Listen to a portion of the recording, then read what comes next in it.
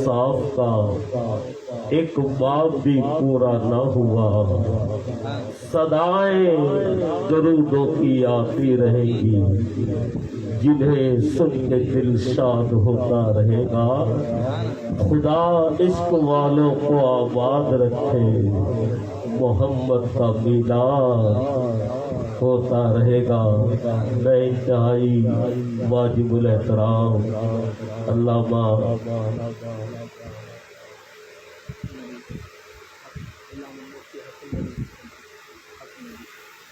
حق نبی سکندری صاحب دامت برکاتہ العالیہ سے درخواست کروں گا کہ حضرت آپ تشریف لائیں اور اپنے فوائد حسنہ سے ہم سب کو مستفیض فرمائیں۔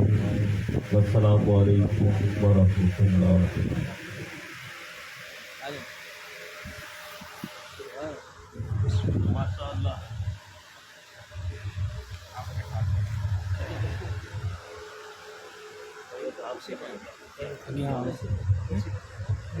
گزارش ہے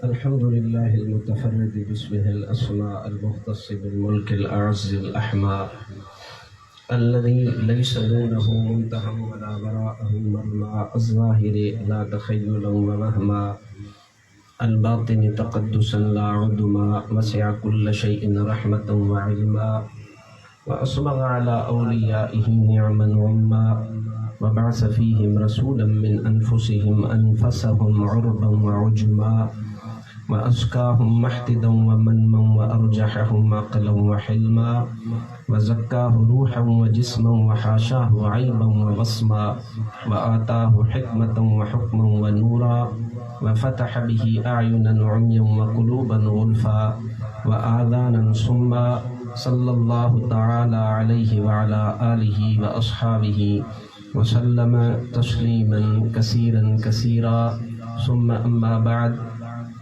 فأعوذ بالله من الشيطان الرجيم، بسم الله الرحمن الرحيم، لقد من الله على المؤمنين إذ بعث فيهم رسولا من أنفسهم يتلو عليهم آياته ويزكيهم ويعلمهم الكتاب والحكمة وإن كانوا من قبل لفي ضلال مبين، صدق الله مولانا العظيم وصدق رسوله النبي الكريم الأمين، ببركة إن الله وملائكته يصلون على النبي، يا أيها الذين آمنوا صلوا عليه وسلموا تسليما، الصلاة والسلام عليك يا رسول الله، تمام أحباب درود شریف، الصلاة والسلام عليك يا سيدي يا رسول الله، وعلى آلك وأصحابك يا رحمة للعالمين۔ معزز و محتشم عالی مرتبت صاحبزادہ والا شان حضرت قبلہ سید محمد راشد دامت برکاتہم العالیہ وحفظہم اللہ تبارک و تعالی، اور آج کی اس محفل کے میزبان ہمارے محترم جناب خان محمد مہر صاحب حفظہ اللہ تبارک و تعالی، اور ہماری اس محفل کو رونق بخشنے والے ہماری جماعت کے معزز خلیفہ محترم جناب فقیر قادر بخش منگریوں صاحب اور تمام احباب کی خدمت میں السلام علیکم ورحمۃ اللہ وبرکاتہ۔ یقیناً وقت آپ تمام احباب کا محدود ہے، لیکن مختصر وقت میں فاصلے بھی سمٹ جاتے ہیں، اور اگر کرم نوازیاں ہوں تو تھوڑے وقت میں انسان کو بہت کچھ حاصل ہو جایا کرتا ہے۔ آج کی یہ پروقار محفل جس میں آپ تمام احباب شریک ہیں، یہ سرور دو عالم نور مجسم صلی اللہ علیہ وآلہ وسلم کے میلاد مبارک کے حوالے سے منعقد پذیر ہے، جس میں آپ اور ہم تمام کے تمام شریک ہیں، اور سیدنا محی الدین سیدنا عبد القادر جیلانی رضی اللہ تعالی عنہ آپ کی 11ویں شریف سے بھی اس کو خاص نسبت حاصل ہے۔ تو ان دونوں موضوعات پر میں لمبی گفتگو نہیں کرنا چاہوں گا، مختصر میں نے چند گزارشات آپ کی خدمت میں عرض کرنی ہے۔ سب سے پہلی بات یہ ہے کہ اللہ نے انسان کو جسم اور روح سے مرکب بنایا ہے۔ نہ تو انسان فقط جسم کا نام ہے، نہ ہی انسان فقط روح کا نام ہے۔ اگر اس جہاں میں چلتے پھرتے یہ انسان جو آپ لوگ یہاں پر موجود ہیں اور میری گفتگو آپ حضرات سماعت فرما رہے ہیں، تو یہ تمام کے تمام انسان وہ ہیں جو روح اور جسم دونوں کو لے کر یہاں پر حاضر ہیں، اور اللہ تعالیٰ کا ایک نظام فطرت ہے جس کو اللہ تعالیٰ نے پیدا فرمایا، اور وہ کبھی تبدیل نہیں ہوتا، وہ اپنی اس سنت اپنے طریقے پر ہمیشہ چلتا رہتا ہے۔ وہ یہ ہے کہ اللہ تعالیٰ نے اس جسم کی کچھ ضروریات رکھی ہیں۔ اس جسم کو خوراک کی ضرورت ہے، اس جسم کو آرام کی ضرورت ہے، اس جسم کو دنیاوی جو معاملات ہیں ان معاملات میں جسمانی ضروریات کو پورے کرنے کی ضرورت ہے۔ اگر انسان ان ضروریات کو چند دن کے لیے چھوڑ دے، یا ان ضروریات کو چند دن کے لیے اپنی نظروں سے اوجھل کر لے، تو وہ انسان یا تو بیمار پڑ جاتا ہے، یا پھر رخت سفر اگلی دنیا کا باندھ لیا کرتا ہے۔ تو یہ اس جسم کی بعض ضروریات ہیں جس کو آپ اور تمام حضرات ہم پورا کیا کرتے ہیں۔ اسی طرح جو اللہ تعالیٰ نے یہ روح کو پیدا فرمایا، اس روح کی بھی کچھ ضروریات ہیں۔ اگر اس روح کی ضروریات کو پورا نہ کیا جائے تو وہ روح میں تشنگی بھی باقی رہتی ہے، اور وہ روح ان کی تلاش میں سرگرداں بھی رہتی ہے۔ انجانے سوالات، انجانے خیالات اگر مل بھی جائیں اور ان کے جوابات میسر بھی ہوں تو اطمینان کی کیفیت شاید حاصل نہ ہوا کرے۔ اصل میں بات یہ ہے کہ اللہ تعالیٰ نے یہ انسان کے اندر یہ بنیادی طور پر جو انسان کی بناوٹ ہے، جسم اور روح، جسم کی ضرورت کو پورا کرنے کے لیے یہ ہم جو وقت گزار رہے ہیں، یہ مادہ کا وقت ہے، مادہ پرستی کا وقت ہے، کہ جس میں آپ اور ہم سب لوگ ان چیزوں پر تو ضرور دھیان دیتے ہیں کہ جو ہمارے ظاہری دنیاوی اسباب کو پورا کرے، لیکن اس وقت کا سب سے بڑا جو مسئلہ ہے وہ مسئلہ یہ ہے کہ روحانی طور پر اطمینان حاصل کرنے کے لیے لوگ سرگرداں ہیں، لوگ گھومتے ہیں، پھرتے ہیں، تلاش کرتے ہیں، بعض کو رہبر مل جاتے ہیں، بعض کو رہزن مل جایا کرتے ہیں، لیکن انسان کے اندر وہ جستجو موجود ہے جو اللہ نے اس کے اندر ودیت فرما رکھی ہے۔ اگر یہ دو چیزیں انسان کے اندر موجود ہیں تو اس کے ساتھ ایک تیسرا جذبہ اللہ تعالیٰ نے بندے کے اندر پیدا فرمایا ہے، جس جذبے کو محبت کا نام دیا جاتا ہے۔ میں آپ کی تھوڑی سی توجہ چاہوں گا اس نقطے کی جانب۔ جسم بھی ہے، روح بھی ہے. اور اس کے ساتھ ساتھ اللہ نے بندے کے اندر ایک محبت کا مادہ رکھا ہے اور وہ ہر حال میں پورا ہونا ہے. اب اس کی مختلف صورتیں آپ معاشرے میں دیکھتے ہیں.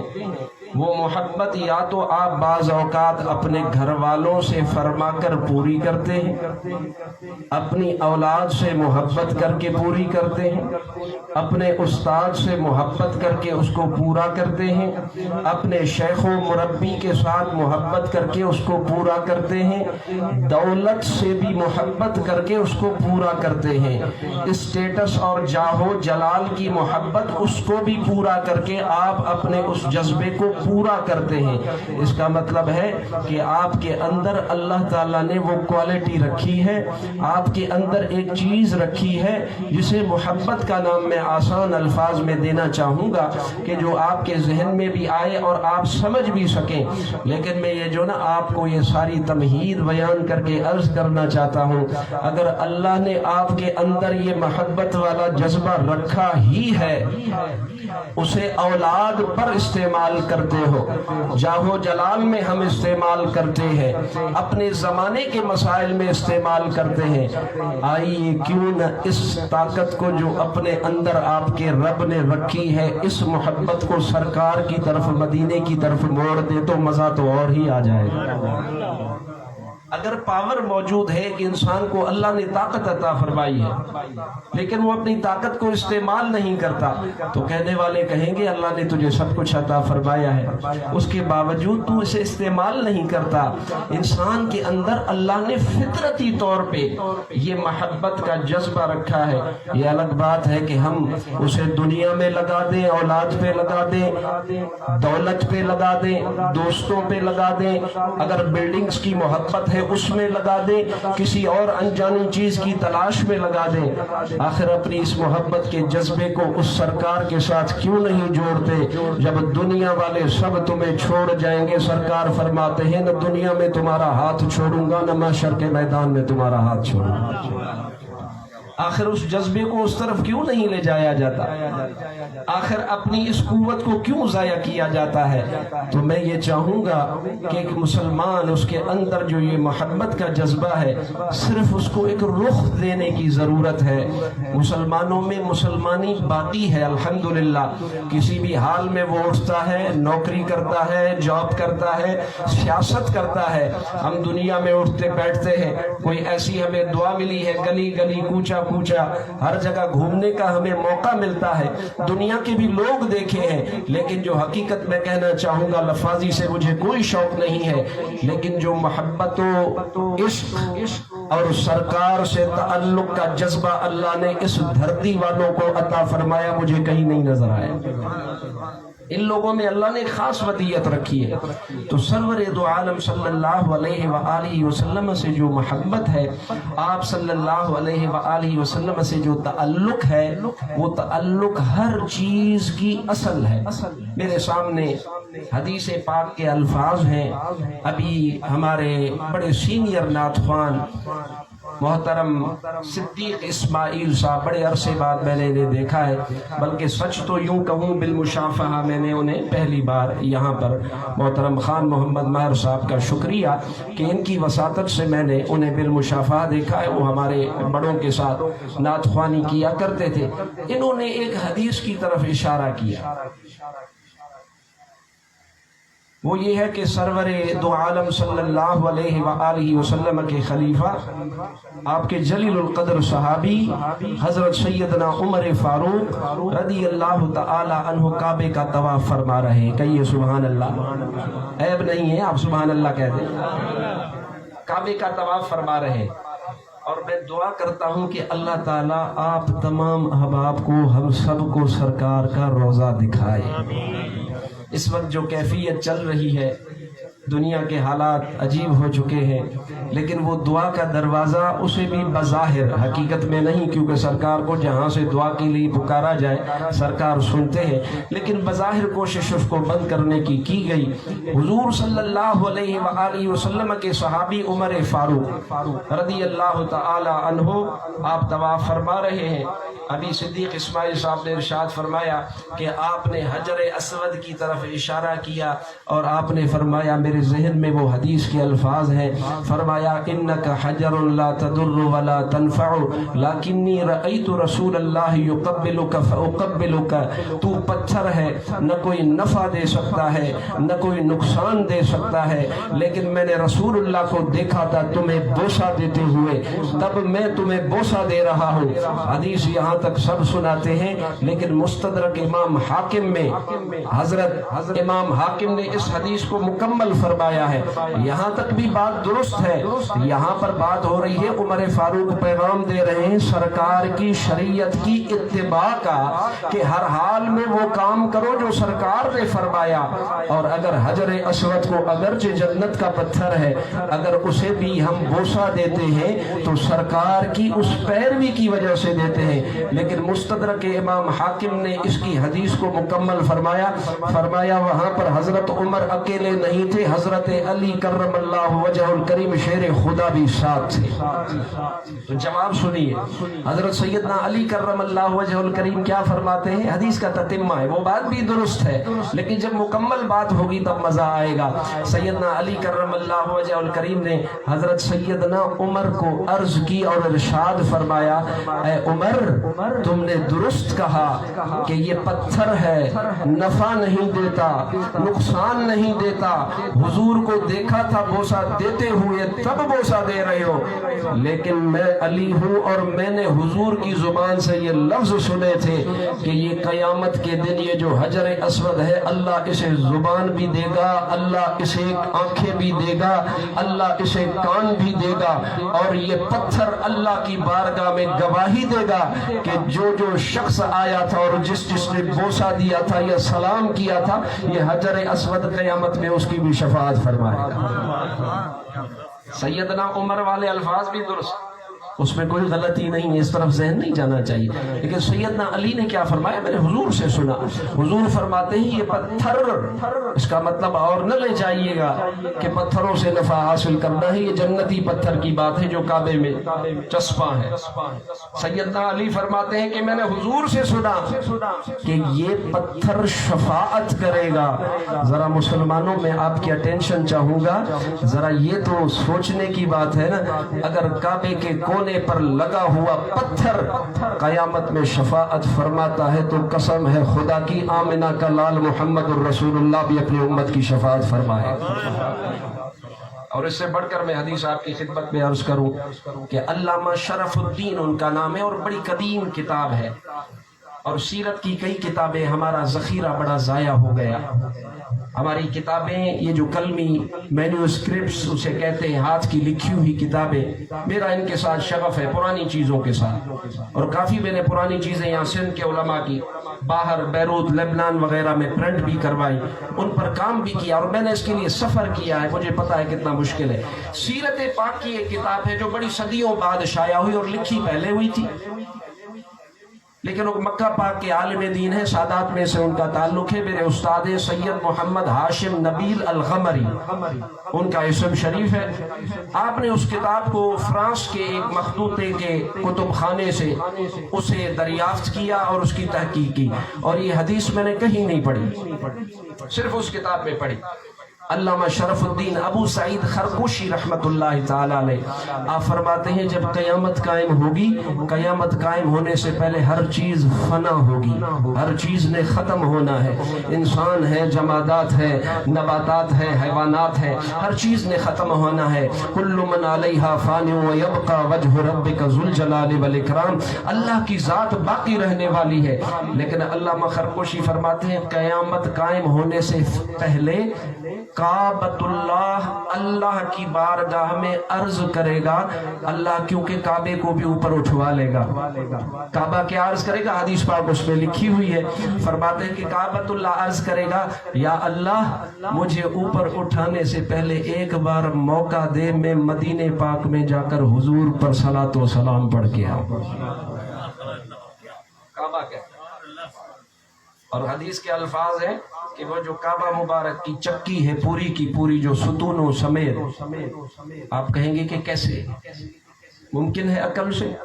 کیا آپ کے ذہن میں کبھی تھا کہ سیکنڈوں میں بیٹھے بیٹھے آپ پام ٹاک کرتے ہیں، اپنے ہاتھ پر بیٹھے ہوئے گفتگو کرتے ہیں؟ آج سے 20 سال پہلے آپ کے ذہن میں تصور بھی نہ تھا. میں اکثر طور پہ کہا کرتا ہوں یہ ٹیکنالوجی جتنی زیادہ ترقی کرے گی اتنی زیادہ میرے محمد کریم کی شان بلند ہوتی رہے گی اور ظاہر ہوتی رہے گی. معراج کے قصے کی طرف میں نہیں لے جانا چاہتا کہ منٹوں میں سیکنڈوں میں کیسے ہوا. حضور تشریف بھی لے گئے، واپس بھی آئے. جب واپس آئے تو زنجیر بھی ہلتی رہی، بستر بھی رہا گرم، ایک ہی پل میں سرے عرش گئے آئے محمد. یہ کیسے ممکن تھا؟ یہ ایسے ہی ممکن تھا کہ جیسے آج کل آپ لوگ دیکھتے ہیں کئی چیزیں پہلے ممکن نہ تھیں اور اب ممکن ہونا شروع ہو چکی ہیں. بہرحال علامہ ابو سعید فرماتے ہیں اللہ کعبے کو اجازت عطا فرمائے گا اور کعبۃ اللہ وہاں سے اڑے گا اور اڑ کر حضور کی بارگاہ میں کعبہ پیش ہوگا اور کعبہ کھڑا ہو کر حضور پر صلاۃ. کیفیت کیا ہے آپ اس کا تصور کیسے کر سکتے ہیں؟ میں نہیں سمجھ سکتا. ہر ایک کا اپنا تصور ہے، ہر ایک کی اپنی ذہنی صلاحیت ہے. وہ کعبہ حضور کی بارگاہ میں حاضر ہوگا، وہ حضور کی بارگاہ جس میں صبح کو 70,000 فرشتے، شام کو 70,000 فرشتے کھڑے ہو کر حضور پر صلاۃ و سلام پڑھتے ہیں. فرمایا علامہ عبداللہ بن مبارک کا قول ہے، فرماتے ہیں کہ زمین پر جو حاضری دیتے ہیں صلاۃ و سلام پڑھ کر، شام کو شفٹ چینج ہوتی ہے، وہ اوپر جاتے ہیں. 70,000 واپس آسمانوں سے نیچے آتے ہیں، ان کی شفٹ چینج ہوئی ہے، ڈیوٹی لگانے کے لیے، ڈیوٹی لگی ہے، حاضری دینے کے لیے آ رہے ہیں. فرمایا جو نیچے سے جا رہے ہیں وہ روتے ہوئے جاتے ہیں، جو اوپر سے آتے ہیں فرشتے وہ ہنستے ہوئے آتے ہیں کہ سرکار کی بارگاہ میں درود و سلام کا موقع مل رہا ہے. تو وہ آنے والے جانے والوں سے پوچھتے ہیں ذرا یہ تو بتاؤ آ تو مدینے سے رہے ہو، یہ آنکھوں میں آنسو کیسے؟ تو علماء فرماتے ہیں وہ اکثر پرانا شعر ہم سنا کرتے تھے کہ وہ فرشتے انہیں اس زبان میں جواب دیا کریں گے اور جواب یہ دیں گے کہ نہ جنت کی کلیوں میں دیکھا مزہ جو مدینے کی گلیوں میں دیکھا. اس لیے رو رہے. اور علماء فرماتے ہیں ان فرشتوں کو قیامت تک ایک بار موقع ملے گا. توجہ، ان فرشتوں کو حضور پر صلاۃ و سلام پڑھنے کا فقط ایک موقع ملے گا. ایک بار صلاۃ و سلام پڑھیں گے. کبھی اپنی قسمت پر رشک نہیں کرتے؟ کراچی میں بیٹھے ہو، سکھر میں بیٹھے ہو، پیر گوڑ شریف میں بیٹھے ہو، شاہپور میں بیٹھے ہو، چھور میں بیٹھے ہو، میرپور میں بیٹھے ہو، ارے امتی جب صلاۃ و سلام پڑھو تب تمہارا صلاۃ و سلام حضور تک پہنچتا ہے. فرشتے کو ایک بار موقع ملتا ہے اور آپ لوگوں کے لیے کتنے مواقع. اور میں کہتا ہوں اس امت کے ساتھ دھوکہ کیا گیا. جو نبی کے ساتھ جوڑنے کا سب سے بڑا ذریعہ تھا اسی کو کاٹنے کی کوشش کی گئی. اپنے نبی سے جڑنے کا سب سے بڑا ذریعہ حضور پر صلاۃ و سلام. بہرحال کعبہ حضور کی خدمت میں حاضر ہوگا، صلاۃ و سلام پڑھے گا. اب حضور مخاطب ہوں گے، کعبے سے گفتگو چل رہی. علامہ ابو سعید نقل فرماتے ہیں، فرمایا کعبہ، حضور فرمائیں گے کعبہ کیوں آئے ہو؟ آخری بات عرض کر رہا ہوں، اس کے بعد سیدنا غوث اعظم کے متعلق 2 باتیں اور وقت پر پروگرام ختم ہو. فرمایا کعبہ کیوں آئے ہو؟ فرمایا حضور آپ پر صلاۃ و سلام پڑھنے آیا. تو حضور اس وقت کیا فرمائیں گے؟ لفظ ہے حدیث کے، حضور فرمائیں گے سناؤ میری امت کو کس حال میں چھوڑ آئے ہو؟ کعبہ عرض کرے گا یا رسول اللہ صلی اللہ علیہ وسلم، میں آپ کی امت کو اس حال میں چھوڑ آیا ہوں جس نے بھی زندگی میں ایک بار مجھے دیکھا، میرا طواف کیا، اللہ کی بارگاہ میں عرض کر چکا ہوں، قبول ہو چکی ہے یا رسول اللہ، آپ کے ان سب امتیوں کی قیامت میں سفارش کروں گا. بات یہاں ختم نہیں ہوئی، آگے سے हुजूर आगे क्या इरशाद फरमाएंगे? हुजूर फरमाएंगे, वो कहते हैं ना, उम्मती उम्मती लब पे जारी रहा, उम्मती तेरी किस्मत पे लाखों सलाम। हुजूर की जुबान अक़दस पर उम्मती उम्मती के लफ्ज जारी है। यहाँ हदीस खत्म नहीं हुई। हुजूर फरमाएंगे, ए काबा, सब तो मक्का नहीं आ सकेंगे। तूने कहा कि या रसूल अल्लाह, जिस जिसने मेरा तवाफ किया, जिस जिसने मुझे देखा, उनकी शफाअत करूंगा। तो हुजूर फरमाएगी, मेरी मिस्कीन उम्मत सारे तो उम्रे पर नहीं जा सकते, सारे तो हज पे नहीं आ सकते, अब तो उम्मत अरब को पहुंच चुकी है। तो हुजूर ने फरमाया कि वो सब तो उस पे तुम्हें देखने नहीं आ सके। अल्लाह अल्लाह, मैं काबे के जवाब पर कुर्बान जाऊं। वो काबतुल्लाह शरीफ हुजूर को अर्ज करता है, या रसूल अल्लाह, जिन्होंने मुझे देखा उनकी शफाअत मैं करूंगा, जो मुझे न देख सके उनकी शफाअत मोहम्मद रसूलुल्लाह फरमाए। तो उम्मत का जो ताल्लुक है हुजूर से, वो इस मोहब्बत का है, और इस मोहब्बत को उस तरफ मोड़िए। अपने अंदर ये जो सोई हुई ताकत है, इस ताकत को उस तरफ अगर आप तवज्जो करेंगे। सरवरे दो आलम सल्लल्लाहु अलैहि वसल्लम अपनी उम्मत पर कितने मेहरबान और करम फरमा है। मैंने हदीस ताज़ी पढ़ी है, 2 दिन हुए और मुझे बड़ा लुत्फ आया। हुजूर की महफिल सजी थी, सहाबाए किराम बैठे थे।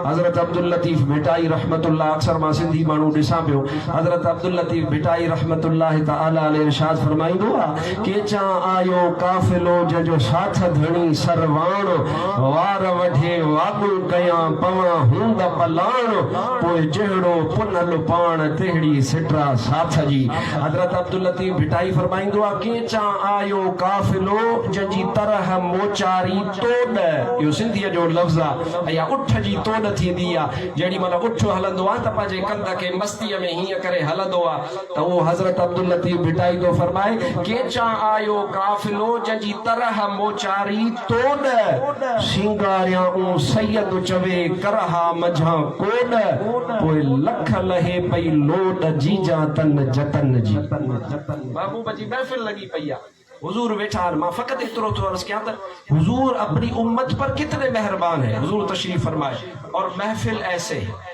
जगह नहीं है कदम रखने की, पैर रखने की। एक कौम के सरबराह थे हजरत जरीर, हुजूर के सहाबी हैं, जरीर बिन अब्दुल्ला अल बजली। सहाबा बैठे हुए हुजूर की खिदमत में, हुजूर का उन सहाबा के झुरमट पे हुजूर तशरीफ फरमाए। हजरत जरीर अपने कबीला के सरदार थे और वो आकर दरवाजे पर रुक गए। जैसे रुके तो अब अंदर तो आ नहीं सकते, क्योंकि शरीयत फलांगने से मना करती है कि भी आप लोगों को फलांग कर आगे आए। इजाजत अगर हो तो अलग बात है, लेकिन उसके अलावा मना है। और सहाबा से बढ़कर अदब कौन जानता है। तो हजरत जरीर वहां पर रुक गए। मैं आपकी तवज्जो चाहूंगा, हजरत जरीर वहां पर रुक गए, पसो पेश फरमाई, खड़े हैं। सरकार ने क्या फरमाया, मुस्तदरक के अल्फाज है, सरकार ने अपनी चादर मुबारक उतारी और हुजूर सल्लल्लाहु अलैहि वसल्लम ने अपनी वो चादर अनवर, चादर मुबारक, उसको आपने, सरकार मालिक है जो फरमाए, सरकार ने उसको यूं उछाला और उछाल कर हजरत जरीर को फरमाया, ए जरीर, इस चादर को बिछाओ और इसके ऊपर बैठ जाओ। ये सरकार ने अदब का और उम्मती पर मेहरबानी का दर्स दिया। मैं ये नहीं सुनाना चाह रहा, सुनाना ये चाह रहा हूँ कि हदीस के अल्फाज है, जब सरकार ने अपनी चादर यूं उछाली तो उस सहाबी ने क्या किया। अल्लामा हाकिम रहमतुल्लाह ताला अलैह मुस्तदरक के अल्फाज है, फरमाते हैं हुजूर ने चादर मुबारक जैसे उछाली, फतक़ब्बलहु अला नहरिही व क़ब्बलहु व वदअहु अला ऐनैहि। हजरत जरीर आगे बढ़े और आगे बढ़कर सरकार की चादर को जमीन पर गिरने नहीं दिया, अपने सीने पर ले लिया और लेकर उसको चूमा और अपनी आंखों पर रखा और अर्ज की, या रसूलल्लाह, जरीर में ये ताकत नहीं कि आपकी चादर के ऊपर बैठे।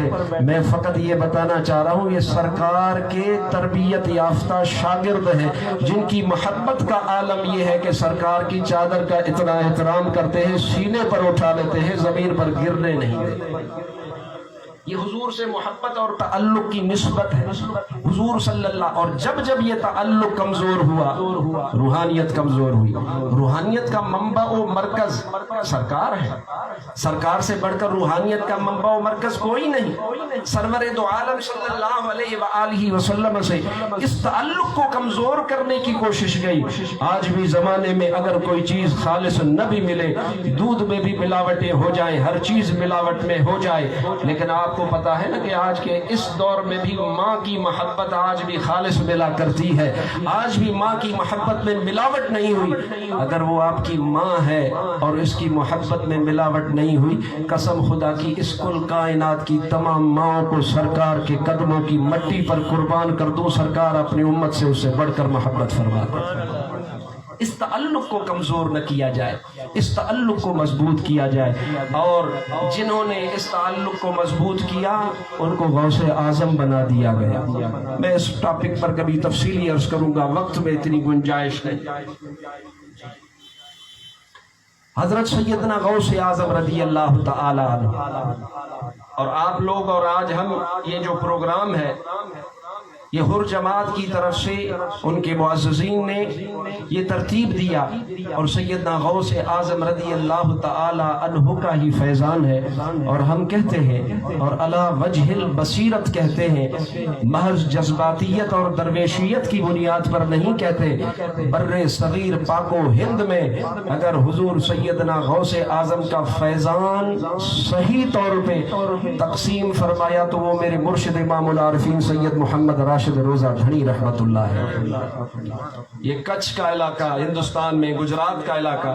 اور میں اکثر طور پہ اپنے جو ہمارے میمن کمیونٹی سے تعلق رکھتے ہیں نا دوست، میں ان کو محبت میں ایک جملہ کہتا ہوں.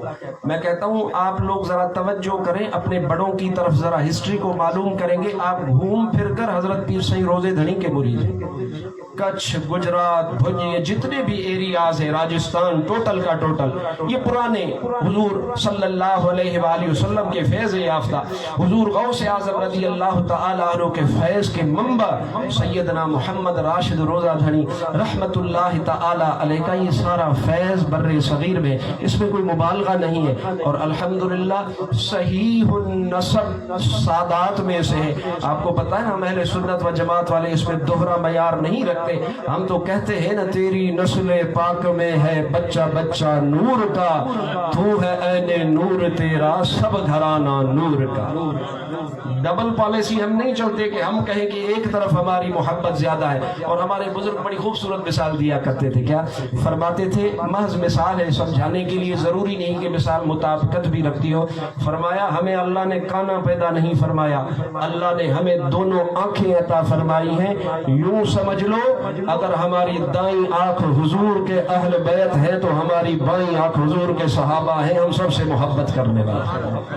یہی اہل سنت و جماعت کا امتیاز ہے کہ حضور کے اہل بیت سے بھی محبت کرتے ہیں، حضور کے صحابہ سے بھی محبت کرتے ہیں. صحیح النسب سادات کرام کا گھرانہ ہے. میں آپ کو دلیل دے دوں، لمبی بات نہ ہو، مختصر بات ہو.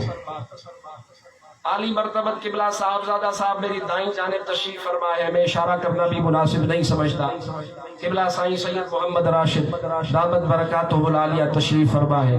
آپ کے والد گرامی کا اسم مبارک سید صبغت اللہ شاہ، ان کے والد گرامی کا اسم مبارک سید شاہ مردہ شاہ، ان کے والد گرامی کا اسم مبارک سید صبغت اللہ شاہ، ان کے والد گرامی کا اسم مبارک سید شاہ مردہ شاہ کوٹ دھنی، ان کے والد گرامی کا اسم شریف سید حزب اللہ شاہ حضرت تخت دھنی، ان کے والد گرامی کا نام مبارک حضرت سید علی گوہر بنگلے دھنی، ان کے والد گرامی کا نام حضرت سید صبغت اللہ شاہ تجر دھنی، حضرت سید صبغت اللہ شاہ تجر دھنی کے والد گرامی کا نام حضرت سید محمد راشد روزہ دھنی، سید محمد راشد روزہ دھنی کے والد گرامی کا اسم مبارک سید محمد بقا شاہ، ان کے والد گرامی کا اسم مبارک سید امام شاہ، ان کے والد گرامی गिरामी का नाम मुबारक सैयद फतेह मोहम्मद शाह, उनके वालिद गिरामी का इसम शरीफ सैयद शुक्रउल्लाह शाह और उनके वालिद गिरामी का इसम शरीफ सैयद उस्मान शाह। जरा गौर करना है कि इस नस्ल में, इस खानदान में उस्मान नाम भी मिलेगा, उमर नाम भी मिलेगा। उनके वालिद गिरामी का नाम सैयद उस्मान शाह और ये जाकर सिलसिला शाह सदरुद्दीन जिनका इसमें गिरामी सैयद मोहम्मद है और उनके वालिद गिरामी का नाम हजरत सैयद हुसैन शाह है और सैयद हुसैन शाह का जो मारूफ वालिद है और उनके वालिद गिरामी का नाम सैयद छक्कन शाह है, जो इस इलाके के मारूफ उर्फी नाम होते हैं, ये उर्फी नाम है। सैयद छक्कन शाह के वालिद गिरामी का नाम सैयद अली मक्की शाह है, जो मक्का शरीफ से यहाँ सिंध में तशरीफ लाए और उनके वालिद गिरामी का नाम सैयद अब्बास शाह है और सैयद अब्बास शाह साहबजादे हैं सैयद जैद शाह के। सैयद जैद शाह साहबजादे हैं हजरत सैयद असदुल्लाह शाह के। सैयद असदुल्लाह शाह साहबजादे हैं हजरत सैयद उमर शाह के। हजरत सैयद उमर शाह साहबजादे हैं हजरत सैयद हमजा शाह के और हजरत सैयद हमजा शाह साहबजादे हैं हजरत सैयद हारून शाह के। सैयद हारून शाह साहबजादे हैं हजरत अब्दुल्ला शाह के और हजरत अब्दुल्ला शाह साहबजादे हजरत सैयद हुसैन शाह के और हजरत सैयद हुसैन शाह साहबजादे हैं हजरत इमाम अली रजा के। इमाम अली रजा साहबजादे हैं सैयदना मूसा कासिम के। सैयदना मूसा कासिम साहबजादे हैं इमाम जाफर सादिक के। इमाम जाफर सादिक इमाम मोहम्मद बाकिर की औलाद है, साहबजादे हैं और इमाम मोहम्मद बाकिर हजरत इमाम ज़ैनुल आबिदीन के साहबजादे हैं। इमाम ज़ैनुल आबिदीन करबला वाले सैयद शुहदा इमाम हुसैन की नस्ल और खानदान और बेटे हैं और इमाम हुसैन खातून जन्नत फातिमतुज़ ज़हरा का लख्त जिगर है और फातिमतुज़ ज़हरा मुहम्मदुर रसूलुल्लाह की दुख्तर अतहर है। ये नसब नामा है, ये इस खानकाह का शुजरा है, सहीहुल नसब सादात है और अल्लाह ताला ने करम नवाजी फरमाई। महज ऐसा भी नहीं है कि नसब को लेकर कहते फिरे कि हमारा खानदान ऊंचा नहीं, ऐसी भी बात नहीं। अभी मैं ताजी ताजी अर्ज कर रहा था, बात पेश कर रहा था कि हजरत पीर सईद मोहम्मद राशिद रोजाधनी रहमतुल्लाह ताला अलैह जो खानकाह आलिया राशिदिया पीर जो गोट शरीफ जो आप हजरात जो जानते होंगे, उन्हें तो इल्म है, समझ चुके होंगे, लेकिन दरबार आलिया पीर से पागारा दामत बरकातुहुमुल आलिया, अल्लाह ताला आपका साया आतिफत हम पर सलामत रखे। उस खानकाह के मूर से आला जद्दे आला जिनसे सिलसिला आगे चला। आप एक दिन अपनी दरबार शरीफ की मस्जिद शरीफ से बैठे मस्जिद में खिताब फरमा रहे थे तो आपने गुफ्तगू के दरमियान इशारा फरमाया और इरशाद फरमाया, अगर हमारा कोई मुरीद, और अक्सर तौर पे मैं इसमें कहा करता हूँ कि औलिया के इन अल्फाज पर तवज्जो दिया करें। वो फरमाते हैं हमारा मुरीद, तो सोचना पड़ेगा मुरीद होता कौन है और उस मुरीद पर जिम्मेदारियां क्या है। बहरहाल आपने इरशाद फरमाया हमारा मुरीद कहीं पर भी हो और अगर उस पर मुश्किल वक्त आ जाए, हो मुरीद। मैं अक्सर तौर पे कहता हूँ ना, लोग शिकायत करते हैं कि पुकारा तो मैंने भी था लेकिन दाद रसी फरियाद रसी मेरी न हुई। मैं कहा करता हूँ कि जनाब मुर्शिद का, औलिया का, हुजूर गौसे आजम का भी फरमान है। आप फरमाते हैं मुरीदी ला तखफ अल्लाह रब्बी, ये आपका फरमान है। जरा इस पर गौर करना, आपने मुरीद का लफ्ज फरमाया और मुरीद बनना, मेरे वालिद गिरामी रहमतुल्लाह ताला अलैह को लोग फरमाया कहा करते थे, जिद करते थे आप हमको मुरीद करें, तो मेरे मुफ्ती साहब वालिद साहब फरमाया करते थे, बेटा दुआ करो, तुम मुझे मुर्शिद बनाना चाहते हो, दुआ करो कि अल्लाह मुझे सच्चा मुरीद बनाए। तो मुरीदी का मकाम और है। तो जिसे शिकायत हो ना कि मदद नहीं होती, तो मैं कहता हूँ मुरीद बन के दिखा, मदद होती है, करम नवाजी होती है। फरमाया, आप इरशाद फरमाते हैं हज़रत पीर सईद मोहम्मद राशिद रोज़ाधनी रहमतुल्लाह अलैह, आपने फरमाया हमारा मुरीद कहीं पर भी हो, अगर उस पर मुश्किल वक्त आए और वो हमें पुकारे तो आप इरशाद फरमाते हैं हम उसकी मदद किया करते हैं। मस्जिद शरीफ उस वक्त ये हिंदो पाक एक ही था, 12वीं सदी हिजरी की बात है। आपने जब ये गुफ्तगू फरमाई, कोने में एक फकीर हिंदुस्तान के कच्छ के इलाके के था, कच्छ का इलाका भी मशहूर और सिंधी जुबान में कच्छ इसको कहते हैं।